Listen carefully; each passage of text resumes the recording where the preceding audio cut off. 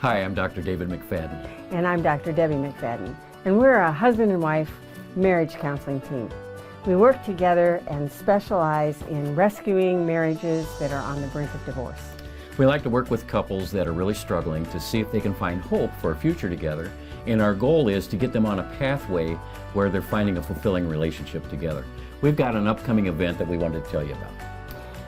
We have an upcoming interactive workshop.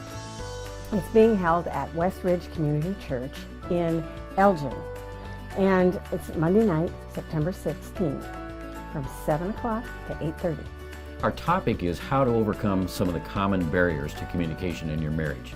We've got some good tips that we're going to give, some practical exercises that we're going to give, and we're going to talk from our own experience as marriage counselors for 70,000 hours of counseling together, and also from our experience as a husband and wife team being married for 45 years. There's no charge for this workshop.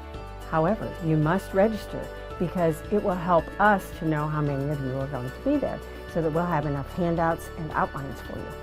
So go to westridge.com, westridgechurch.com, and go to the events page at the top, drop down where it says Marriage Seminar. Click on that and you can register there, or on the link that is on the screen.